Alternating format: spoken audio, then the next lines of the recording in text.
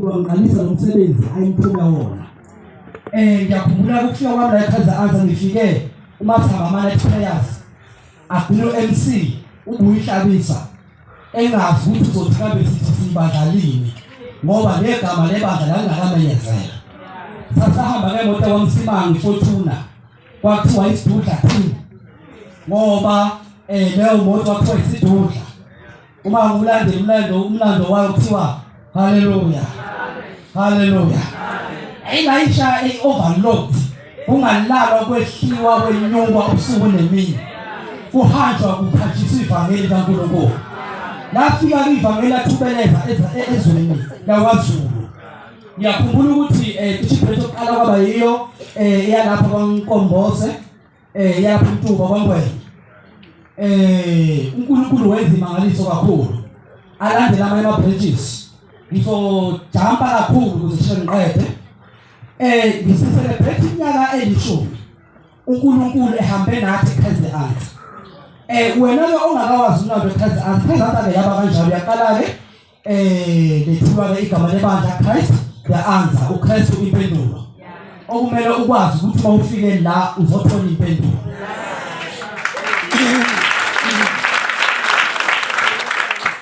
Laphithi mali ivangeli athubeleza. Umlando wamzama nobufakazi. Malithubeleza ivangeli. Sabona abantu bakaNkulunkulu bephila. Sabona abantu bethola impendulo. Nami ngingomunye wabantu abathola impendulo. Angibingelela ngokukhethekile umfowethu umtshalo waShabisa. Engibone khona phakathi kwethu. Yeka ukuthi sekangibona noma umbanqele. Uma umkhulu wasefanele, amen.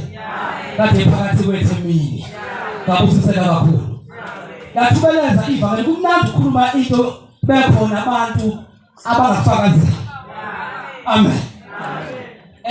Ake nje ngithi la eMtuba ngingegcile kokuningi kodwa ngesikhathi ngifika ngehla lapha kwabhoboza ngiza kwaNgwenya. Ngihamba ngegravel. Amen. Okusho ukuthi ukufika kwevangeli kwenza umehluko ngoba njengamanje kuba ngikule conference ngihamba ngetiyela. Futhi hayi itiyela leli lokuqakameza leli professional. Leli ngathi payment from town to town. Ngoba izinto lapho uNkulunkulu khona izinto ziyashintsha. Dumo ngifika Dumo 2012. Lafika ivangeli Dumo. Masifika lapha e-stadium ngiyakhumbula stadium ngaleso sikhathi. Kodwa umnyaka kaningi. Ngendlela iNdumo eyangibhora ngayo. Ngezwe kahle ukuthi yabona into engayithathe Ndumo mhlawumbe umfazi phela kodwa wangaka. Kodwa nathi ke inhlaya. Uma sesiye Ndumo kuma conferences. Njalo sithophini uphumzile waseNdumo. Ithi direction ngabe eyakwamwayi. Athanda bakuyazi ukuthi ngiyazi phela kodwa sasingekho istage, process stage Ndumo. Lali ngekho itiyela semletiyela Ndumo. Indumo yashintsha ngalendlela ukuthi nami ngithi ukuba wakho. Haleluya. Nami ngiyakhuluma ngithi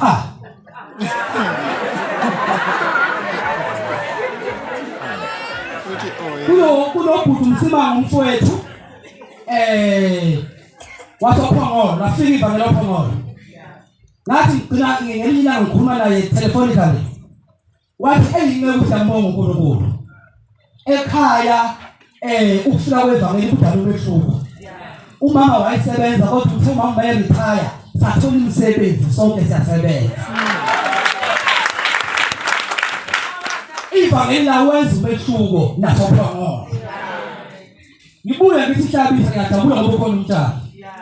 Ubaba uZonde efika kwaHlabisa wayefikela kwaMamjele kwakune forum.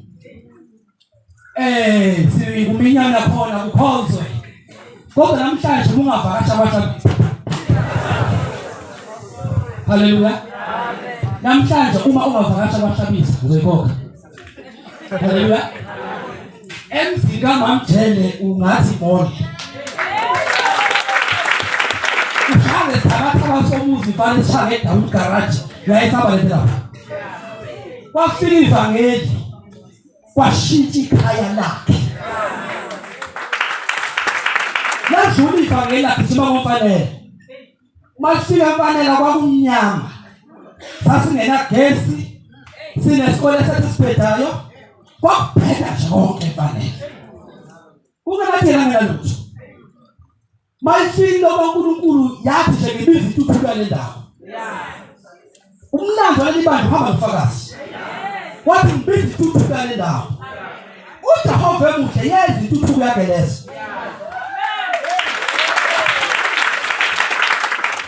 wafikela kwamanqele babuzodwa nizwa kahle wafikela kwamanqele kwakunomuntu botshana ababili omunye uphethe wathayela okugina ngapha kunesikhala phezulu nendlu eyodwa kababa amen haleluya kodwa namhlanje ngamukele dolobheni haleluya uNkulunkulu wavusa ikhaya ngalendlela ukuthi anginamahloni ukuthi cha ngingwalapha impela nje ngengathi ngiphethuhlelo omunye umncwabo kamfowabo wenduna sendleleni ngathi nazi ukuthi mina umuntu memolo uJesu ukubulala ikhaya ngathi mawusuka la engcwabeni vula kwamanqele ubuka ukuthi wabuza ukufileni bese ubuko wakho uyaphila uma lo yaluphila futhi uyaphila kwaJesu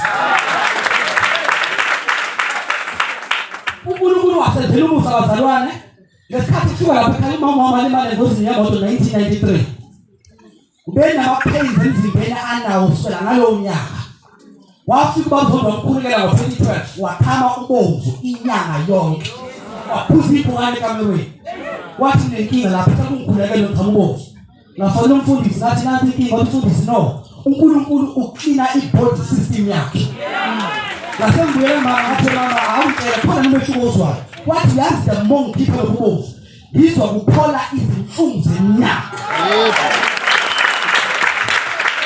Because of Jehovah, I think what to do is a 22 years. Hallelujah. If I never just born a pillar. Umlando kaze anta wawuhamba namandla kaKristu. Yeli vangeli bongele kulo lidela amandla. Lidela impendulo, lidela amandla. Into eyenzeka kumashiya libandla kwathululwa amandla. Ngoba awukwazi ukukhamba noKristu amandla akho ngawaphethe. Isizathu ukuthi umhlaba uhamba namandla omnyama. Manje wena ngoba uKristu Jesu waphezulu okhaya. Uzohamba namandla okhaya. Wathulwa amandla sentuba lapho bakomboza. Wayehla uNkulunkulu ngamandla. Aphuma amadisi ahlala phansi. Basuka umishosha zahamba. Bavuka bafile baphila. Alibonga igama laJesu. Amen. Kwaphuma amalimi bantu nomfowethu ekhuphula kahle ngelina ngokhohlwa ekhulelelwa kuphuma amalimi.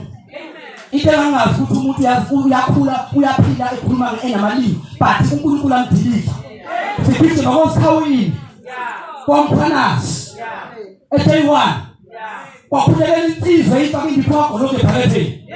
Wayikhulelele umfundisi angisalandela nami ngasikhathi leso ngasaba ngikuqula phambi kwebandla. Mayikhulekela kwakhuluma imimoya yathi safakela ukuthi adletshwaneni angenzi lutho yaphambili.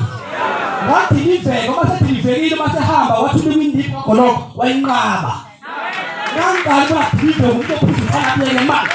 Yebo. Leli dole sikwenza leli. Ilethi impendulo ukuthi uzadakwe nje kwenzakaleni. Yavela impendulo yavela ideliverance. Obi athi hamba namandla. Manje wangena la uzothola amandla.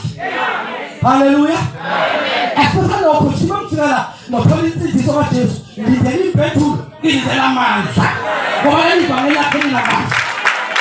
Why linamandla leli vangeli lakhe? Futhi imnandi lendaba vele sikhulume Jesu phela kanjalo. Lenga ngithembele kulokhalo. Ngiseyingane kwavele kwasa kugebhe umhlabathi. Ngakhatha ngifike ngitshengise lapho.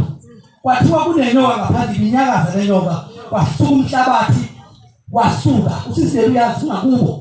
Babhali indaba lophumisa uzofika beziphela yabiyo ndawo. Uthe abasonza bashabisa, damfotshitela. Wathathwa ingilosi kaJehova. Thamba umntana ngaze indaba manje kancane, niye kodwa ikhupha kahle. Yamusa endleleni. Yafika ngitshengisa leyo ndawo. Yathi intuthuka le ndawo ibanjwe lenyoka. umyeni ngoba wayazi ukuthi mina ngingwane emjejeni wabuka mina waphuma wangizeka wathi lo ndawo yazi ngathi ngiyayazi ndawo ephasitani ngiyayazi amen uma ngifika lapho ningixolele sengishomeze kakhulu bazole ngendaba yokumshoka evangeli angizena basho ukuthi kukhona noma kanjani kulelo ndawo leyo bakhe ibandla lamaNazaretha amen so uma sifika lapha na mama sifika ivangeli insindiso nelifanele ke manje haleluya ngangazi ukuthi mina indaba ila kulokhosi ke mjejeni amen kazi yangu kulokhosi mjejeni endekile ngithi engafuna amen amajefethi ongangoba ngizengaphoqelele ukuthi ama-conference ingakwazi wabukela ukuthi ezefanele ngoba iphathi manje zifuna insindiso amen kodwa manje umhlaba ungakadahova nokubhala kwakho izwe nabaphileyo kulo akakwazi ukumimisa abantu bakhe emhlabeni wakhe amen udahova emuhlaba ngenzela nazi grace haleluya amen into ziyalunga le isikole senza kusekhaya manje abasabela ukuthi inkonzo ezizophetha ngeenyanga usashonile ngesephetho omunye ugumedo wangapha endumo owayemfundisa nami esikanje naye kusho ukuthi ikhavati ngesikole seGod Balance haleluya inkosi ebiphakanele ukuthi sikhonze ushembe thina yazi yaphuma induna ukuthi ngemuzi nomuthi ikhonze ushembe isikhundla sithathwe sasuka kwele indlu emndenini sandikezwe inkosi ewumlandeli wegokama othandayo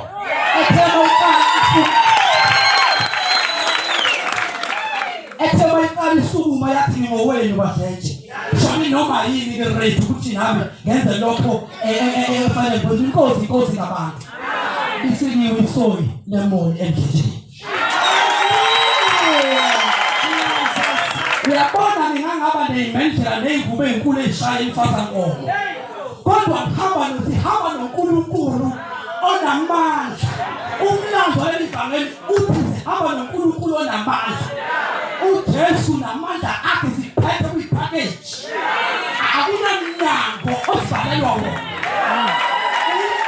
ukuthi uphomothola kangakanani kodwa umedlulelo ezakhe zingaphezulu akho konke umlando wepheze anza uthola impendulo uthola amandla sawufika sagcwaliswa ngamandla kuthiwe bekhamba kaJesu kuphila abantu into esasingazi yenzeka I remember the day kuthiwe ingane ithi iyagula isontwe umhlanje usontwa umkhulu ucijimba sekuhloliwe ukuthi ucijimba isonto umhlanje ngathi ngegama kaJesu usinda yaqoqa ngathi abona ke ijimba yadine ifuna nokushoko kaJesu mina ngiyekusebenza ngathi sindu uphili uyahamba wahleka ukuthi abantu ukuthi inhlekiso ukuthi kalula kanjani